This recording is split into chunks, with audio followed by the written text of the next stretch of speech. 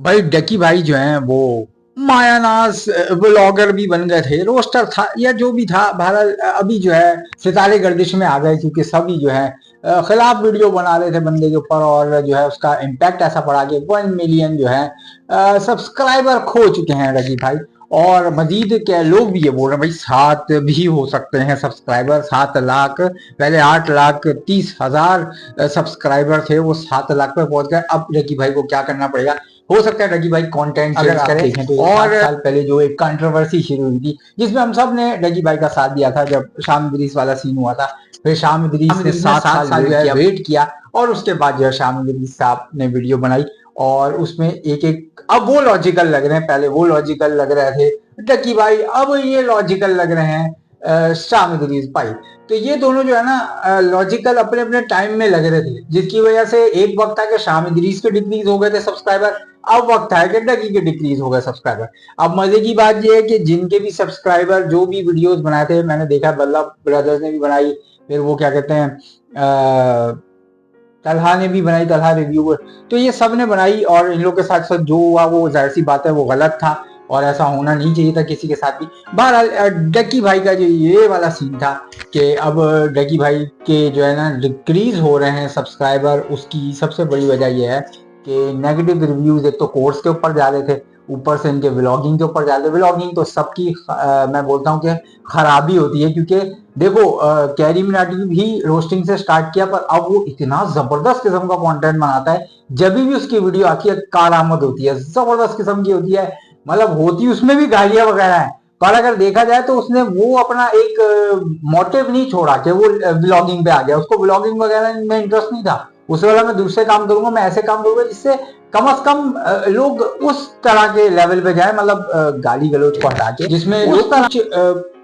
Acting skills वगैरह सीखें, कुछ ऐसा बनाए अपने यूट्यूब चैनल के लिए कि एक प्रमोशन मिले। मतलब इतना जबरदस्त किस्म का एक तरह से दिमाग लड़ाया बंदे ने। यहाँ पे क्या हुआ कि रोस्टिंग छोड़ के ब्लॉगिंग शुरू की और ब्लॉगिंग में आपने वो सीन सारे शुरू कर दिए जो आपने पहले किसी को बोला था ऐसी चीजें नहीं करनी चाहिए। अब यहाँ पे इन लोगों ने ब्लॉगिंग शुरू कर दी। अब ब्लॉगिंग की आवाम जाहिर सी बात है धकती है, वो तो देखती है कि घर में क्या चल रहा है, मैं हमेशा बोलता हूँ, तो अब वो करने लग गई ये चीज। मैं तो बोलता हूँ ये वाली जो ब्लॉगिंग होती है ना, जो फैमिली ब्लॉग होता है, दरअसल मैं भी व्लॉगिंग ही भी करता हूँ इसमें, पर मैं फैमिली की कोशिश करता हूँ कि वो कम नहीं दिखाऊं, और अपने ज्यादातर जो है शादी के इवेंट्स वगैरह दिखा दिए, वो ऐसे दिखा दिए, वही दिखाता हूँ मैं। इम्पोर्टेंटली मैं कोई व्लॉगिंग वैसे ही नहीं करता कि वही फैमिली व्लॉगिंग शुरू है, मैं करना भी नहीं चाहता फैमिली व्लॉगिंग ना। तो आपने जैसे कि देखा कि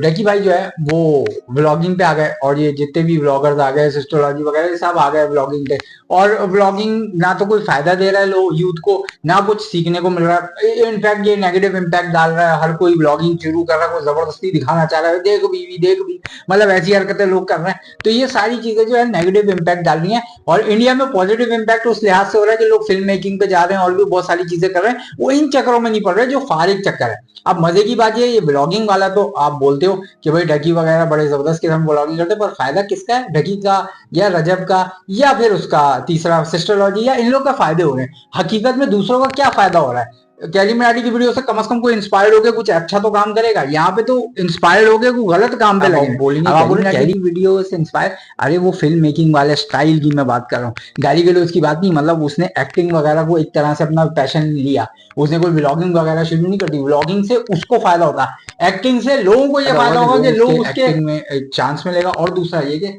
दूसरे लोग भी इंस्पायर्ड होंगे एक्टिंग के सिलसिले को आगे बढ़ाने के लिए। तो ये सारी चीजें ओवरऑल देखी जाती हैं। अब 1 लाख यार कम हो गए सब्सक्राइबर, तो अब डकी को भी कुछ अच्छा कंटेंट सोचना पड़ेगा। ये कंटेंट अगर कंटिन्यू रहा व्लॉगिंग का तो और भी कम होंगे, क्योंकि व्लॉगिंग का बुरा वक्त आ चुका है। तो हकीकत में ये एक तरह से पॉजिटिव पॉइंट अगर लिया जाए तो व्लॉगिंग का, तो वो ये है कि अगर इन सबको जो है कम हो गए सब्सक्राइबर, तो ये कोई और कंटेंट ढूंढेंगे। अच्छा, अब और ऐसा है कि अगर आप देखो तो ये कंटेंट जो है ये जो बना रहे हैं ये कोई फायदा तो देता नहीं है, तो अगर ये लोग इस चीज को छोड़ के कोई और कंटेंट बनाए जिससे लोगों का फायदा हो, तो मे भी हो सकता है सब्सक्राइबर भी वापस आ जाए और इनकी इमेज थोड़ी सी बेहतर हो जाए जो खराब होती जा रही है। अब ये लोग अगर मजीद ब्लॉगिंग पे रहेंगे तो और मजीद खराब होगी, और इतना पैसा क्या बनाना यार, बना चुके ना, इतनी बिल्डिंगें खड़ी कर दी, अब कितनी हवस, अब कुछ और काम करो। अब देखो कह रहे हैं हमने सब्सक्राइबर ले लिए, अब हम आपको देंगे कुछ, वो भी पैसों से कोर्स देना है। इससे अच्छा आप लोग एक काम करो, कोर्सेज नहीं बनाओ, आप लोग कोई ऐसी चीज बनाओ जिससे दूसरा इंस्पायर हो गया वो काम शुरू कर दे और वो भी हिट हो जाए, या किसी को ऐसी शाउट आउट देना शुरू कर दो कि भाई इसके सब्सक्राइब कर दो, उसके सब्सक्राइब कर दो, ताकि कम से कम उसको तो कोई वैल्यू मिले, वो तो बंदा देखे कोई। मतलब इतने जब ब्लॉगिंग ही चलती रहेगी तो पाकिस्तान में ट्रेंडिंग उठाओ ब्लॉगिंग ब्लॉगिंग ब्लॉगिंग, और कोई काम ही नहीं है क्या पाकिस्तान में? इतने इंटेलिजेंट लोग बैठे हुए हैं, इतना जबरदस्त किस्म का कंटेंट बना रहे हैं, पर कोई देखता ही नहीं। हमें भी कोई नहीं देखता, हमें तो सबने उस पर मारा हुआ है जो भी है समझ जाओ, तो हमें भी कोई नहीं देखता। तो यही वाली बात है ना कि बस व्लॉगिंग व्लॉगिंग व्लॉगिंग, अबे व्लॉगिंग चलो एक हद तक दिखाओ, अब जैसे हम दिखाते हैं उसमें शादियां वगैरह दिखा देते हैं, बस इतना कोई मैं घुस के नहीं दिखाता कि सारी चीजें दिखाना शुरू कर दूं, कभी कभी हो जाता है। तो तुम लोग इसके बारे में क्या कहते हो, मुझे कमेंट सेक्शन में बताना। क्या डगी भाई के साथ ये जो सब्सक्राइबर गिर रहे हैं ये सही है या गलत, ये भी कमेंट सेक्शन में बताना। लाइक सब्सक्राइब करना, बेल आइकन को दबाना।